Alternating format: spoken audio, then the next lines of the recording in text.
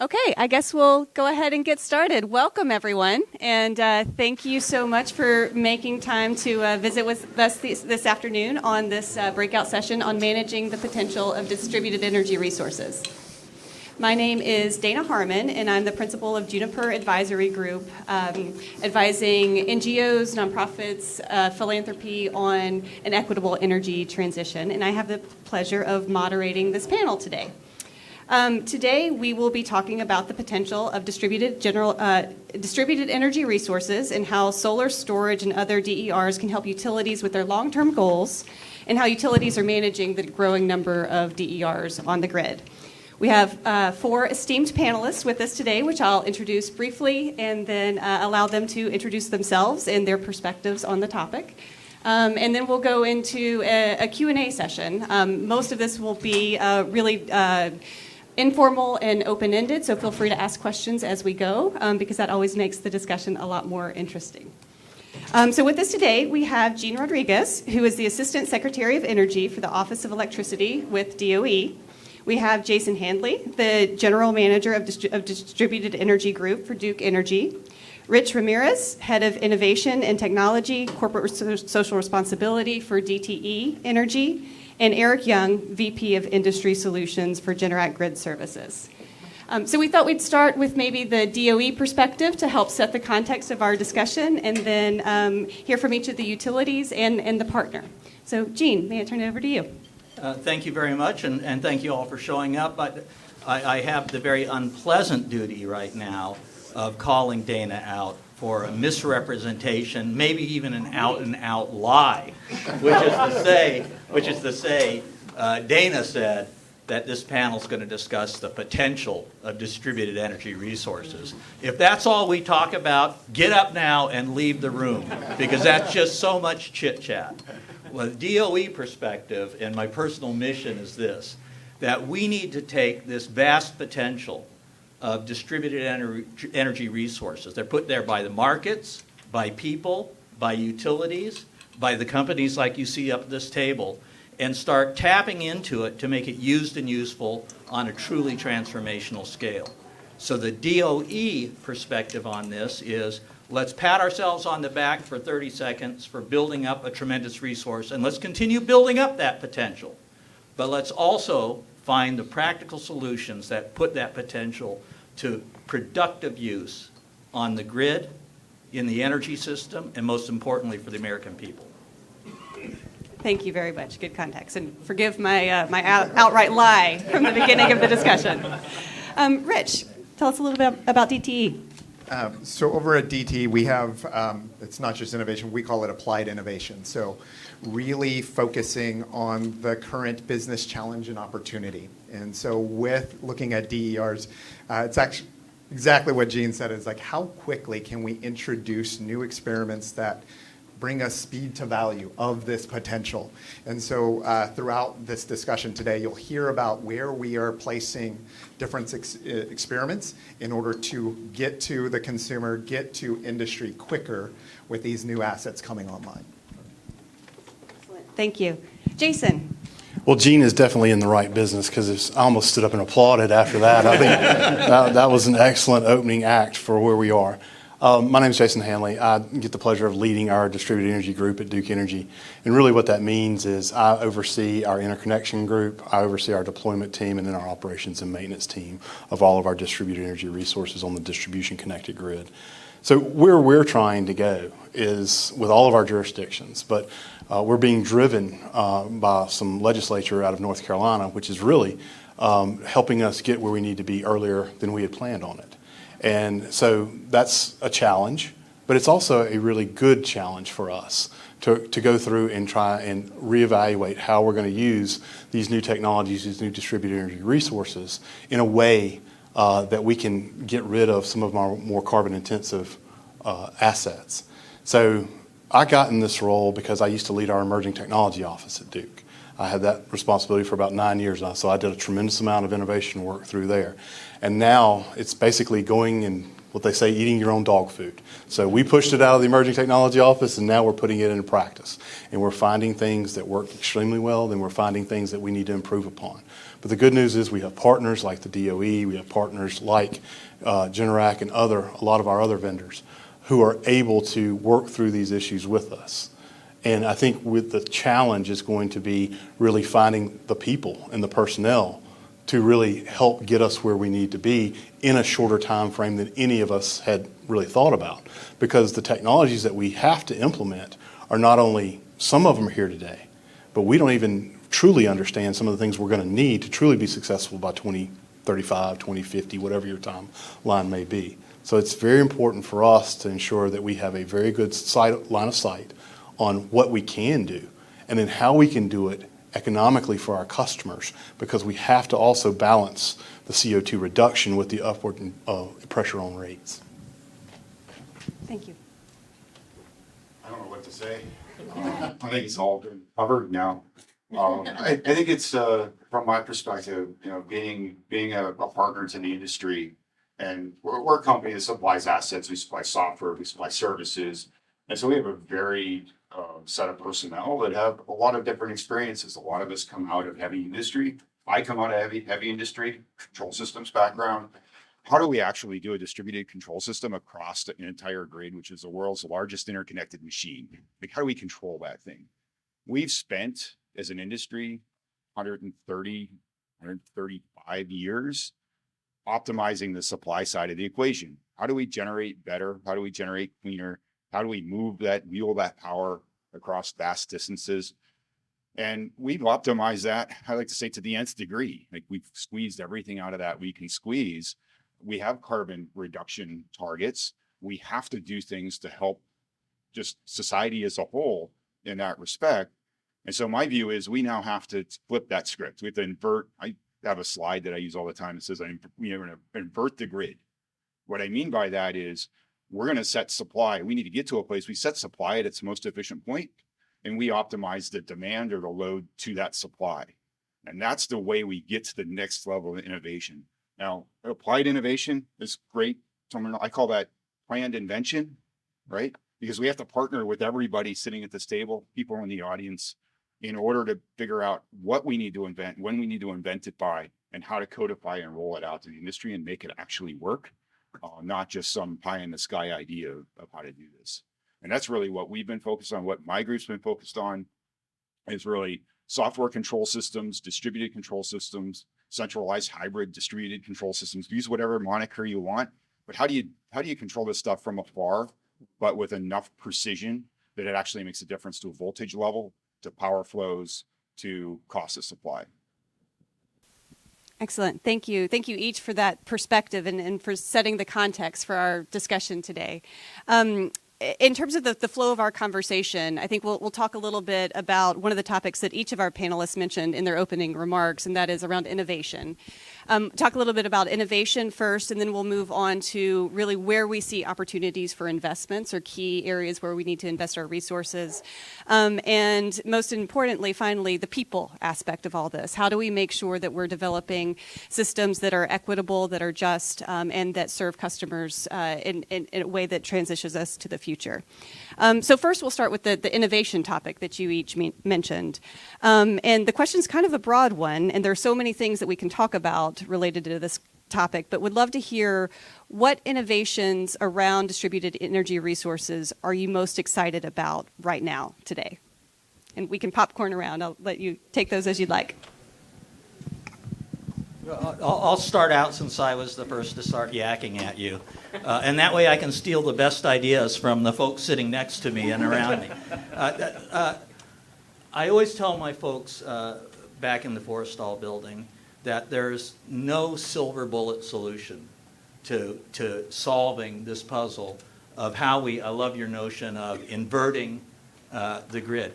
We're moving from what was a pretty simple drawing on a piece of paper to what is now a highly complex network that has tremendous possibility but also tremendous challenge that goes with it. So if I have to pick one thing, I'm going to pick something that's kind of a bucket so I can put a lot of things in it. And I would say it's this. It's this. Let's call it integrated distribution resource planning. Because for all of us who are like, I'm an old school utility guy, I spent 24 years inside a utility working on resources. Integrated resource planning was a pretty easy thing. You take big blocks of potential resources and you stack them up and you look for least cost, best fit. You look for things that meet policy objectives. Pretty easy Tetris game, right? Now, when we start looking at all these customer-sided resources around there, the challenge for our utility folks is how to actually take advantage of them. And to be able to take advantage of them, first you have to understand, you have to know them. You have to inventory them. You have to understand how they're going to operate. You have to understand on day 5 of a heat storm out west or a cold snap on the east, are those resources still going to be available to you? You have to be able to model them. You have to be able to plan to use them so that you don't glut yourself on resources that actually aren't the best for a system-wide approach. So I say it's integrated resource planning writ large as integrated distribution resource planning, because that gets from planning to investment to operation, and stealing a word that you heard here to my left, to optimization, because that is the world we're in today. We need a continuous optimization of all the resources available to us. That's the path forward to greater asset use efficiency, greater affordability, greater reliability, greater resilience, and greater security. That was a hell of an answer. Along that note, I love the idea of this whole integrated, interconnected environment. And we right now are looking at some of those things, your interconnection play. How do we interconnect not only our own assets that we're doing solar arrays inside city constructs, but the consumer side is how do I do that translation and do it quickly, do it very fast and do it smartly. And then if I know what my assets are generating or potentially predict what they're generating with weather network sensors. And I have a wonderful spring day that I'm going to miss here in Austin at 75 degrees and nobody's going to turn on their AC. How do I then begin to throttle a partner at the consumer level to take load from batteries? Because guess what? We're going to overproduce for an urban setting solar array. And that creates problem for mass grid infrastructure. Or what if we have a community that is doing community solar? How do I tell them, tonight, charge all of your EVs. Charge it all because we need the space to consume this excess production. And it's doing those sorts of experiments, both with the end technology, the integration technology, the consumer side technology, and then the advanced modeling in order to do that not only near time, but future time. So, not to jump on and just say yes, but so we're approaching it in two main areas, right? So the first is, of course, what we're really formulating is something called energy orchestration, because that's what we're going to have to do. It's orchestrate how not only our grid delivers power, but how we receive power from all of these distributed energy resources. So part of that energy orchestration is developing something called the DER dispatch tool. And the DER dispatch tool is really going to serve as almost just like we have for our generation fleet right now, an economic dispatch model. It's going to have to serve as that same type of economic dispatch model for all of our DERs, both front of the meter and behind the meter. And so you have to always understand there's always still going to be a balancing authority. And that balancing authority is our energy control center. They're going to set the voltage, they're going to set the frequency, they're going to set day ahead pricing, they're going to set day ahead loads, and 3 day ahead, 5 day ahead, whatever it may be. All of that has to be integrated back down to this DER dispatch tool. And you have to understand also what your behind the meter capabilities are. And then say, what is the probability you believe they're going to be there when you need them? Build that into your model. This is a highly complex model that we're trying to build right now. People may call it DERMS. It's not DERMS, okay? It's not DERMS. Because number one, in my opinion, DERMS doesn't even exist right now. And now we're talking about an even more advanced model that we're going to have to figure out how to work. So, as Eric said, we've taken one of the most complex machines in the history of the world and are now turning it on its head with new ways to feed it. So that's not something that we take lightly. The second piece of this is, for me, from an innovation standpoint, is we've got to do much more investment, research, and actually application of long-duration energy storage. To really make all of this work, long-duration energy storage, whatever form it may take, whether it takes thermal, whether it takes compressed air, whether it takes gravity, whatever it may be, we've got to have much more commercialized products within a price point that's available to where we can actually implement it for our customers. So those are the two types of innovations that I'm really concentrating on right now. So I'm going to agree and disagree. I disagree that there's in terms because I spent the last 7 years making one. Some of those use cases, right, still have to be penned out. So that's where I agree, right? The DERMS today is still in many cases a vision, right? We are innovating and growing to that path. And it has been a really hard path because the traditional solvers to figure this stuff out don't scale. They just do not scale. We're going from a couple hundred to 1,000 or so devices on a distribution feeder, a single distribution feeder that need optimized, to tens of thousands to millions of devices that need optimized on that same feeder. You can't use the same methods. You have to come up with something new. You need a new planning process, you need a new orchestration process, you need a dispatch process that isn't reliant on things like customers' Wi-Fi and broadband, which is only 40, 50% reliable. And for the power grid, you need more reliability than that to drive the reliability of the power grid that we're trying to get to. What really excites me, I would say, and I'm going to try to answer this one, but I'll maybe start the next one, because what excites me also scares the hell out of me, right? What excites me is everything's now coming with a Wi-Fi connection, an app, a way for me as a consumer to see how my assets are running. And I love that because I'm an automation freak, right? I love to automate everything. And I love to be able to say, okay, nobody's home, so I'm going to shut everything down. And when I land at the airport, it all comes back on. So by the time I'm home, I don't even realize I was gone, right? I love that stuff. The downside is that I have like 25 apps on my phone to do all that, right? I don't want 25 apps in the phone. And that's the negative. I call it death by 1,000 apps, right?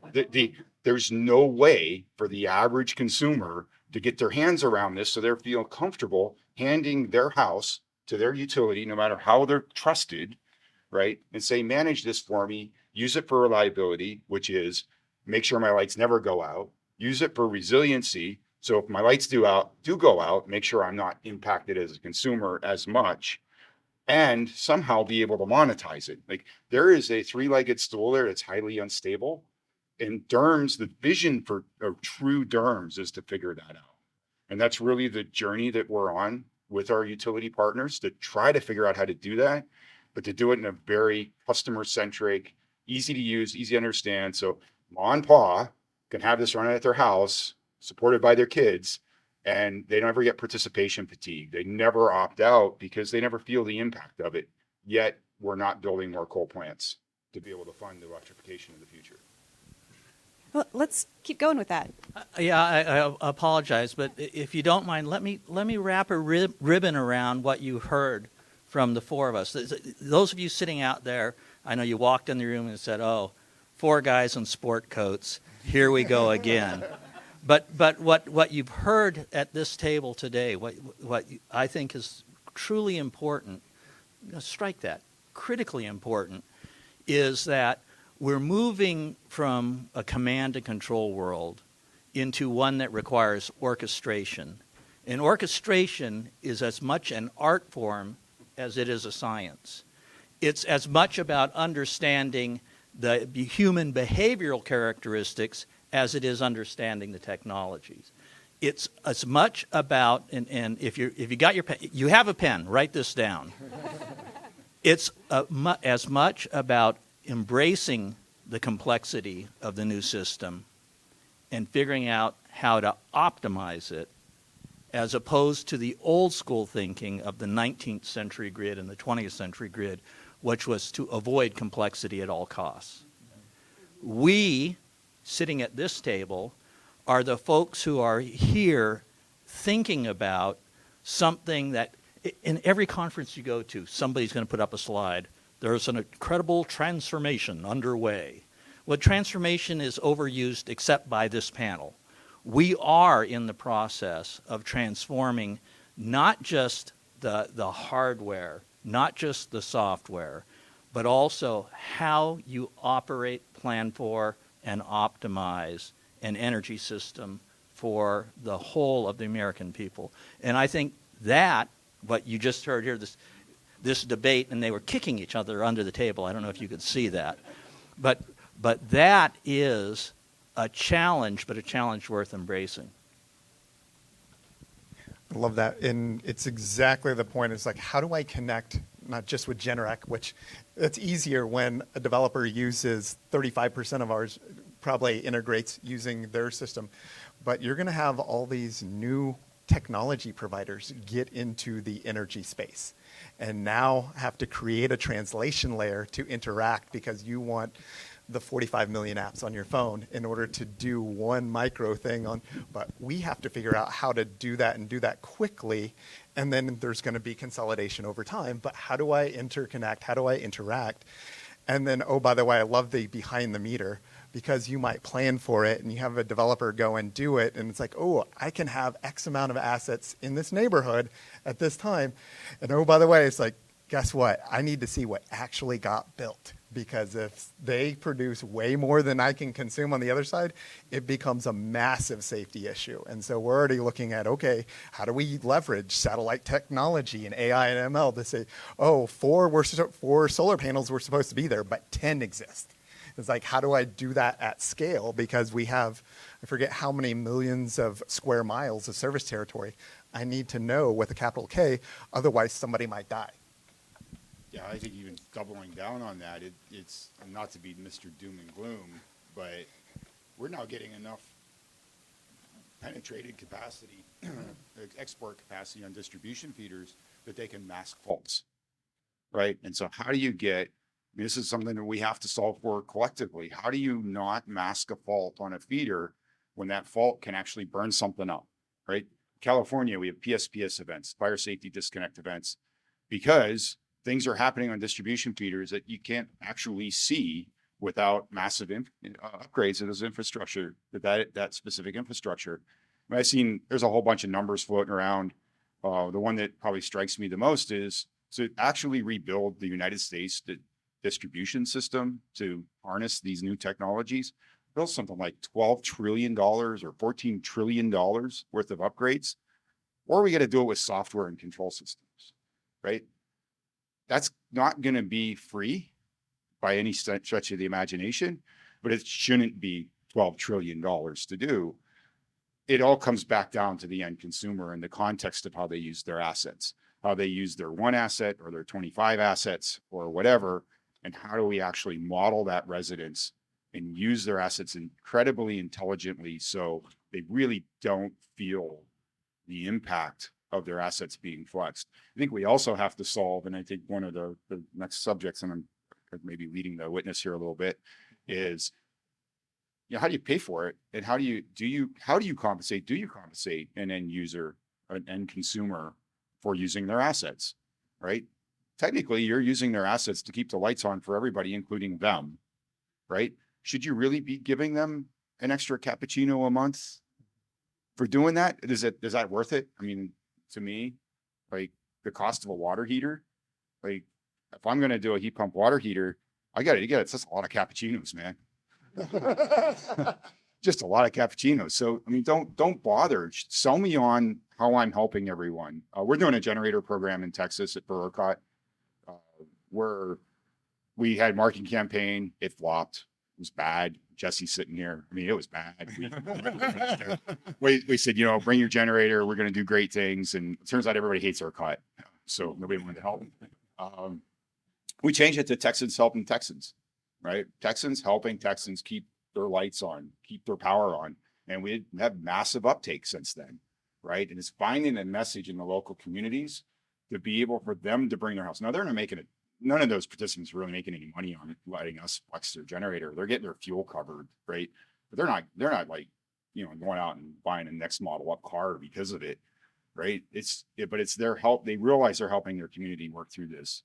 They're helping their community, knowing that when the West Texas wind is flooding the wires and there's nowhere for it, that we can do things that then we can offset that load later with generators to taking their house offline, off the grid for an hour at a time, right? There's things we can do there with the optimization and control. Really has no impact other than low noise and low fuel cost.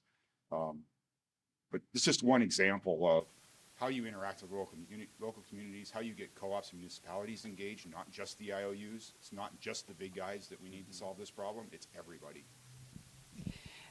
So each of you is doing a really nice job of sort of setting the vision of where we're headed. And I think, convincing us that we're doing a lot of this thinking about where we need to go to manage the potential of DER, the implementation, the reality of DERs going forward. And along with that vision, you're setting the stage of complexity and the unknowns in the system. And so, Jason, you mentioned it earlier in terms of where do we need to prioritize our investments in research, and where do we need to think about how do we prioritize where we're dedicating our resources to solving some of these complex problems? Yeah, so where I'm trying to take it at Duke is really in a couple of areas. One is in what's called grid edge intelligence. It's pushing more intelligence to the grid edge.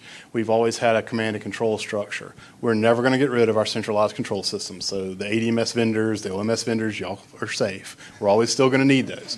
But what we also have to have is we have to have a hierarchy. I need to be able to solve local problems locally. I can't take the time, move the data, do the number crunching, the calculations back at a centralized system, because I have to be able to be in a sub-second ability to sense what's happened and then make some type of an adjustment. So we are looking at basically having intelligence still at our centralized levels, at the substation level, on a nodal level on our feeders, and then at the premise level. Because in order to do that, you have to actually be able to try and take out problems before they become bigger problems. And so grid edge intelligence is something we've been working on for about 7 years. And we are starting to see some of the fruits of that, not only within our company, but with the entire industry. There's a brand new conference next week in San Diego that IEEE is putting on, is Grid Edge Intelligence. First time ever. Well, why is that? Well, there's a need. And if the IEEE is into it, well, obviously, it's probably a pretty good need for us. So I think that's one of the places that we're really pushing hard, is to try and ensure that we can get out of our normal status quo and really start pushing towards solving things that are going to take more time and effort, because you mentioned it. I mean, we're starting to use cloud computing a heck of a lot more, because there's no way to solve some of these major problems and major issues on a standard, server back at your own office. Second big thing we got to have is we got to have a much more robust communication system. The ability, whether it's wired, wireless, whatever it may be, we have to have a communication system that is going to be able to be reliable, be able to, whether I want to go into the customer's home or not, and by the way, just personal opinion, I don't.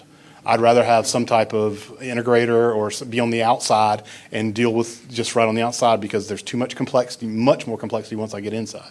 So I think a communications path is something that we have to think tremendously about. And the last piece to actually the plan of how we're going to just get to where we want to be with DERs is, it's not necessarily for me distribution, it's transmission. I have got to build more transmission, which means that I am going to have to deal with not in my backyard issues. I'm going to have to deal with, taking large amounts of wind, solar, wherever it may be, and moving it. So therefore, I need potentially the federal government's help, because I would really like to see a transmission policy that addresses interstate highways and how we can have corridors. Because guess what? There's a heck of a lot of load coming for EVs, and I think we most of our transmission systems cross major thoroughfares, major interstates somewhere. So I would really like to see a lot of application there. Others? Investment opportunities? Well, I'll go with the priorities of the Office of Electricity, with the caveat here that obviously I'm not speaking for the whole of the Department of Energy. We'd be here for 90 minutes if I were talking about what every office is doing. But in the Office of Electricity, I think it's a put your money where your mouth is. So our priorities show up in how I've organized our department. And we have 3 areas underneath me. Number one is what we call materials, components and systems. And that includes everything from way back when you start with modeling and analysis, all the way through what materials you're going to use, hopefully more earth-abundant materials, so we get around some supply chain shortages, and also how those components and systems create a 21st century grid. So that's thing number one. And that includes everything from transmission all the way down to the people end of things, which I know we'll get to, because people are part of how the grid functions. The second area, let's have an area of agreement here, communications and controls. And when I talk about controls, I'm not talking about my utility brethren having a button on their desk that they push and your air conditioning compressor goes out. I'm talking about again, a highly sophisticated system that needs to be able to have decision making either automated or made for you at the speed of light, because that's how we balance supply and demand in the world today. And then the third area, you actually teed this up for me, is we have a function under my shop that focuses on grid scale storage. Because I just want to say this, you're all here because you recognize the value of distributed energy resources, but let us not be blind to the fact that we also need in this complex system to understand how all of this work can be orchestrated. And 30 years ago when I first came to the utility, a very wise man pulled me aside and said, "Gene, do you know what the key to renewable energy is going to be?" And of course I spouted off on all kinds of nonsense. But he said, "No, it's storage. Storage is what makes us able to get past the engineering fear of integration of high levels of renewable energy." So whether it's in your garage, fabulous, but on the system at grid scale, with an economic impact that makes it a truly not just reliable but least cost resource, that is the third priority of our shop. I think I would add to that, it's especially on the storage side, the next generation of storage, whatever it is, we need a 10x of energy density in battery systems today to really start driving the grid scale impacts that we need, right? Lithium ion does a great job, but we need 10x that for a given space and weight, right? That's what I mean by energy density of the battery. We need a lot more than we can pack into the space we can pack in now, and we need that cost to come way down. So there's other technologies that are in labs right now that aren't producible yet. A lot of hopes there that one of those pans out and becomes the Chat GPT of the battery world, I guess. So we have to mention that somewhere, because everybody else is. I also think that it's not just storage; it's storage and flexible, deferrable load that gets us to that nirvana of a renewable or a very low carbon footprint in our energy delivery system. We have to always put the bigger picture over and realize that in the United States today, right, the United States or North America, I can't remember which one the number is. I don't know if this includes Canada or not. Like 20% of our end use energy as a consumer comes off the grid. That means 80% we're burning fossil directly in our cars, in our heating systems, whatever we're cooking, whatever we're doing, 80% of that energy is not coming off the grid. And we're changing that, right? We're moving cars to electric. We're moving, in some places, water heaters to electric on demand, or electric tank or heat pump, air source heat pump. That was my joke about your air source heat pump water heaters, because I bought one of those for my last house. Economically, kind of sucked. But it worked great, and it was quiet. And I wasn't sitting there burning a bunch of fossil fuel to keep water hot that I barely used. All right, so it was kind of neat, but the ROI is not there yet. We need the innovation in the battery systems. We need the innovation in the heating systems. A wonderful new natural gas heating system with a recirc pump. So my on-demand gas water heater is now running all the time, right? So I'm trying to figure out how to automate the freaking thing. So sorry for my French, right? So it's not running all the time because I use hot water maybe 20 minutes a day. right? I don't need it running all the time, but the new technology is actually worse than the old technology in that case, in my opinion, as an engineer, right? So how do we change that through these smarter systems? We need innovation in that space. I think we need a lot of innovation in how we charge electric vehicles, right? Right now we're doing behavioral rate-based kind of at the most, right? We need full-on smart charging. If we have excess solar during the day, we should be charging every freaking EV that's plugged in. Like right now, we need to be charging those things because we don't want to burn coal later to charge them later, right? But what we're doing is we're telling everybody don't only charge after 10 p.m. And then we're going to give you a discount on your rate if you do that. Like it's like take off shoe and shoot yourself in your foot anyway, right? So innovations in those spaces, I think, really help drive this forward. And to me, it always comes back to that, yeah, it's a complex system, but we have to make it super elegant and easy to use for the control room operators, for the end use users, for the EETSM groups that are taking this into markets. The control room personnel in most utilities are linemen and technicians have been promoted to that position.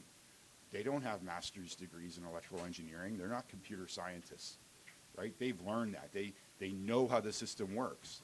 Let's give them the tools to help the system work better in a way they can understand and use those knobs. I do want to compliment Duke has really pushed that grid edge, and I know they've laid a lot of ground that we're beginning to track and follow those footsteps. And I'll tweak one of the statements is, yes, I believe communication, but I also think segregation and security, because not everything needs to go the same communication path that it did 20 years ago. And it's figuring that out and working through your security teams and your legal teams to say, hey, we're going to experiment with this and we're going to do it different. Because now that dumb OT device that was put in 20 years ago is now new and can do 5 functions. Not all 5 functions needs to be on the same control system. The other thing that was mentioned, and yes, I agree wholeheartedly with what was laid down before, and I really want to double down on mass consumption, being able to that flexible load. Is like, how do we figure out where we can do that, when we can do that, and to your investment point, where is it smart to do that and lay that down because we know there's going to be a charging depot because FedEx, UPS, and whoever else.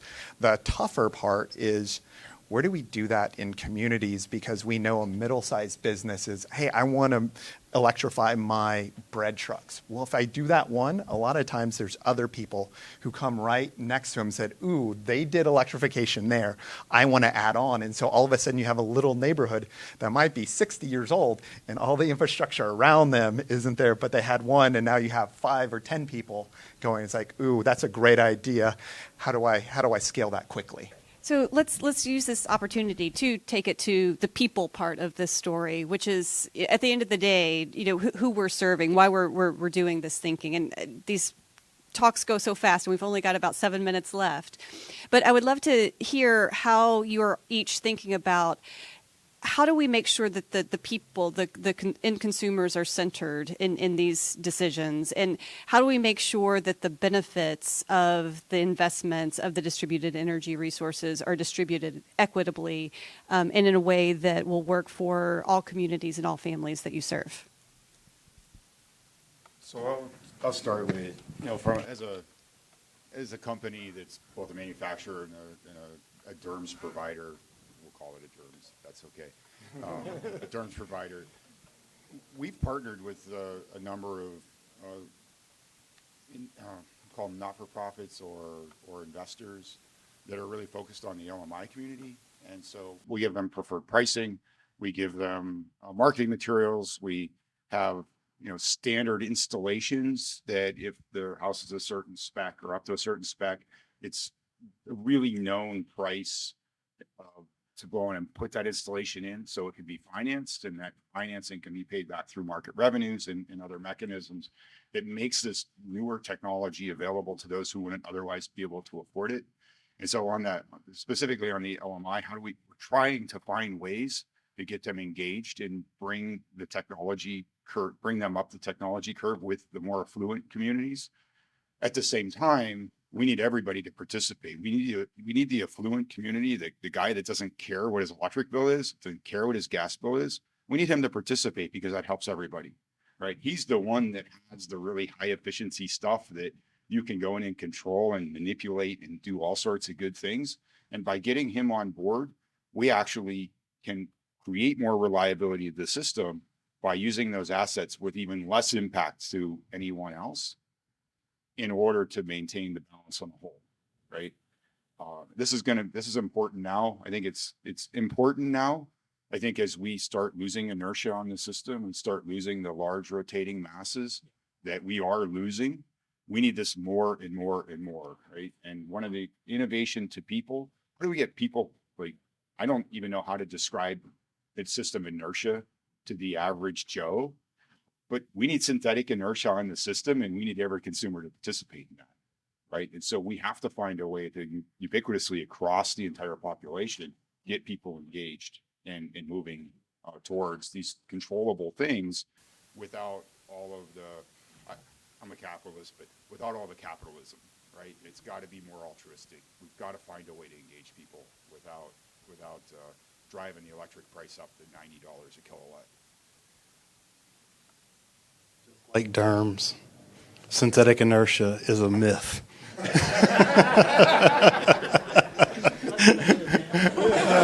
I think we have a topic for the next session. Couple of things on this. One is, I think one of the first things we're looking at is our workforce and trying to figure out how to get the right educational tracks in our, even in all the way down to high schools, because there's a lot of vocational that needs to be done. Because not everyone goes to college. Not everyone needs to go to college. So if we can actually start steering early, we can actually get some really good candidates. But then we also need those college levels, the facts that we are now doing many more advanced studies. We do have a ton of data scientists. We do have a ton of PhDs now that are going in and doing these transient voltage studies and these transient fault studies for how we're actually going to implement inverter-only based microgrids, which we're doing. So these application of DERs is requiring a completely different tool set. A lot of it coming from transmission down into the distribution arena. As far as how we connect it back to with our people, we have to have much better stakeholder engagement than we've had in the past, right? So we have to be proactive and go out and talk and not just be a big utility over in the corner knowing what we're going to do. It is actually listen to what others say. A good example for that is our Western Carolinas modernization project. We were going to go replace a coal plant with 2 gas plants. Well, guess what? In Asheville, North Carolina, they said no. And we listened. No new transmission line, no 2 gas plants, more solar, more storage. And we're doing it because it's the right thing to do for where we want to go. Also, we need to really work with our communities and look for urban revitalization projects that you can build DER projects around, like microgrids. Microgrids are just a fabulous asset from a resiliency standpoint that we need to continue to do. And also, there is and it's a developing market, but we need to start the use of social justice calculators into some of the work that we're doing.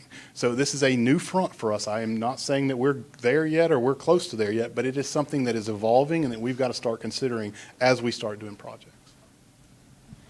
I love that, in trying to figure out where partnering with the U.S. government, because there are different grants and there are different just cultivation opportunities within the community. And if you can marry that and to your earlier point, do a better job marketing it of why it's important, why it's impactful for the community, hopefully they begin to latch on much, much quicker to these things and make it easy to actually participate. And what we're figuring out is a lot of times it's really slow to get onto some of these things, be it at a developer level, let alone an end consumer level. And so if we can somehow figure out a way to do that with people, process, technology, new capability for the organization, then let's do it. Let's start investing in that now. But I'm with you. We're all kind of on that journey of, hey, how do we change our interaction with our communities? Because they're used to the interaction of this, and I have something delivered to me in 2 hours, and oh, by the way, I have my bill. They're expecting that experience of interaction with their utility the same way. And oh, by the way, utilities are probably the lowest on kind of a customer experience level. So we have to change that paradigm. It's no longer good enough to be top decile of a utility. We need to be top decile of any retail sector. So in 60 seconds or less, so we can get out of here on time, let me say this. First things first, all of the work that's being done about putting additional layers of energy justice, environmental justice, Justice 40 from the government side, critically important. But like adaptation, it's not solving the problem at its core. It's just trying to mitigate the impacts of today's problem. So what needs to change? What needs to change is this. When you leave this room, I want you to hear this last insult. What we need less of, determining how the future grid is built and operated, are engineers, economists, lawyers, marketers, etc. The folks you see up here, we're the problem. What we really need more of, and I say this in a glib way, but what we really need more of is, just like we're turning the grid on its head, is turning planning and envisioning the grid of the future on its head. And one thing you heard from all four of us, coming from different perspectives in different areas, that one of the greatest points of uncertainty for how the grid will operate, how it can be orchestrated, how it will be reliable, resilient, and secure for the future, isn't the technology part, it's the people part. Because people are now part of the energy system. So as we look to the future, what you're going to see from progressive utilities like this and progressive companies like this are people-centric planning that look at how to engage people. And let me say this one last thing. We got to quit thinking we can educate people. We got to quit thinking we can shame people or just appeal to altruism. We need to engage people in a way that has value for them so that they become a virtuous part of the new energy system. So are people important? You're gosh darn right they are. And they need to be in the planning parameter from square one. Couldn't agree with you more. And thank you so much. Thank you to each of our panelists for a wonderful discussion. I'm sorry that we can't continue, but I know you all have other workshops and breakout sessions to move on to. Please join me in giving us our panelists a round of applause. Thank you.